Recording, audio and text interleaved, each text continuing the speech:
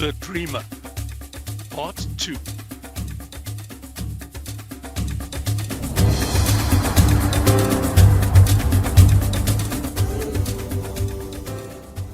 One day, after Potiphar had left to take charge of a battalion in the east, where a group of troublesome Hittites were causing problems, his wife cornered me in the study. Ah, there you are, you gorgeous piece of flesh. Every time I have tried to get you alone, you make some or other excuse and pretend you're working. Well, tonight there's no excuse. I want you, nay, order you, to have dinner with me in my chambers. I was perspiring profusely as I racked my brain to think of an excuse. I would love to, Mrs. Potiphar, but you know, I have so much stock taking to do, and I... No, Juice. None of that. You will come to my private dinner room for supper, or I will make life very difficult for you. And please, call me Zulaka. You have been here nearly a year. No. Wear something casual, no headband. You have the most gorgeous hair, and I just cannot wait to run my fingers through it. See you an hour after sunset, and don't be late. Life had taught me that messing around with the boss's wife is like stepping into a tub of water that is starting to boil. Nice at first, but will in the end cause irreparable damage. Oh, she was incredibly beautiful, but I knew she was definitely out of bounds. When I arrived, she was wearing little more than a smile and looked ravishing. I knew then that my best option was to get out as fast as I could. Give me a kiss, you handsome devil, you. She leaned over and grabbed my cloak. I wriggled out of it and ran to the door as fast as I could. Many years later, a very true quote was written: Hell hath no fury like a woman scorned. Zeluka was furious that I had fled from her advances. She decided that if she could not have me, no one else would. She screamed the house down that I had tried to abuse her. The servants were furious that a slave entrusted with so much responsibility, dared violate Potiphar's wife. Whatever I said, I was treated with utter disdain. 2 days later, upon his return, Potiphar was enraged when his wife told him her made-up story. And when I was dragged out of the house by the officials, I couldn't help seeing her broad grin of evil satisfaction as she looked at me out of the window. I was thrown into Pharaoh's prison, where I was told few ever got out. I'd never felt so depressed in my entire life. Flung into prison for doing something that was right. It was so unfair.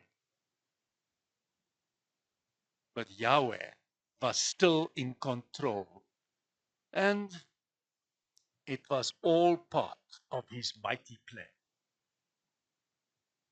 I was miserable and lonely, and all I wanted to do was to crawl up against the wall in that stinking cell and die. But it was then when God took control. The chief warden had just come down to inspect the cells and asked if anyone could speak Aramaic, because he had just found some old scrolls on papyrus in his office. I turned from facing the dirty cold wall and said that I could. Then started a very pleasant and lucrative relationship between myself and the warden. In fact, he was so pleased with me that I ended up having more authority than most of his officials. I handled all the warden's correspondence, finances, and business. I was even given the same food served to the prison guards. But still I craved to get out, to, to feel the wind blowing through my hair, to hear the sound of children laughing. Every night for nearly 4 years, I pleaded with God for my freedom. In a prison, no matter how relatively pleasant conditions are, one can only exist when one is free, totally free. It is only then one can live. I'd been in prison nearly 2 years when two prisoners were led in. They had been high-ranking officials in Pharaoh's court. One was the cupbearer and the other the baker. They had been involved in some other altercation with Pharaoh himself, and as a result, thrown into jail. One night, they both had strange dreams that caused great consternation. The cupbearer was, well, particularly distraught about his dream, which reoccurred over and over again, and asked everyone and anyone if it meant anything. I called him over and said Yahweh had blessed me with the ability to interpret dreams. Just maybe I could help. As soon as the baker heard this, he came over quickly and joined. They both related their dreams. The very nervous cupbearer explained to me that he dreamed that he was standing in a vineyard. Well, in front of me was a vine with 3 branches, and as I watched it blossom and the flowers almost instantly turned into the best grapes I've ever seen, I picked the grapes and squeezed them into Pharaoh's golden cup, which was in my left hand. I then gave it to the king, who smiled at me before downing every last drop of the grape juice in one go. Before he had even finished, God had revealed to me exactly what the dream meant. Listen, friend, things are really looking up for you. In 3 days' time, you will be taken from this hellhole and led back to the palace, where again you will be placed in charge of pouring and tasting Pharaoh's drinks. Oh, the joy in his eyes was almost tangible as he thanked me profusely. Unfortunately, things were not so pleasant for the baker, who was anxious to tell me his dream. He dreamed he had 3 baskets of baked goodies which he was carrying on his head to Pharaoh's palace. But on the way, 3 scrawny crows landed on the top basket and started eating the eclairs, the jam scones, in fact, all the best of the cookies. He added that no matter how he tried, he could not chase them away.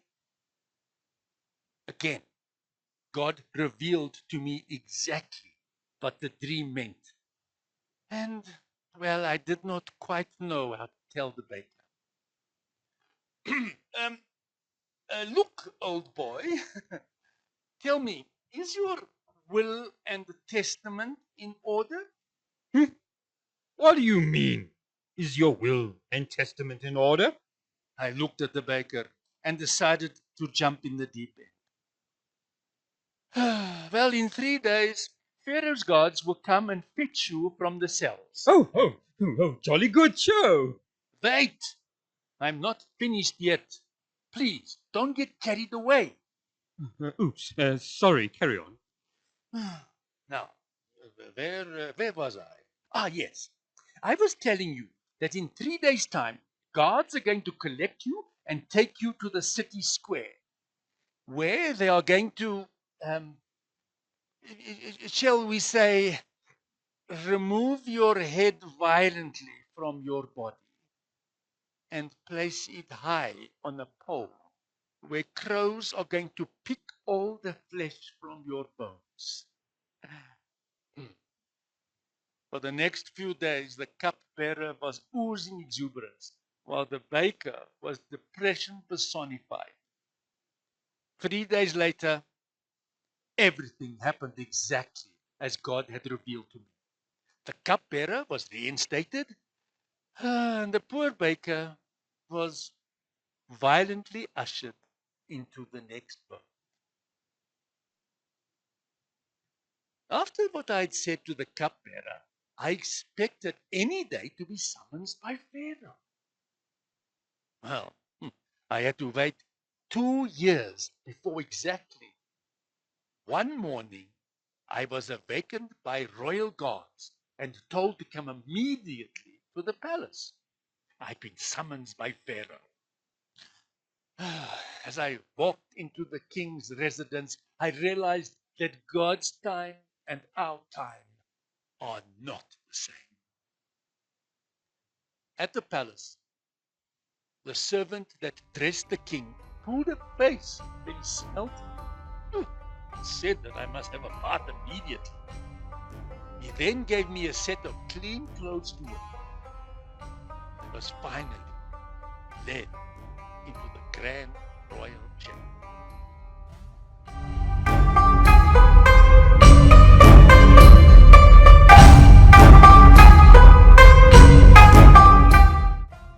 To be continued.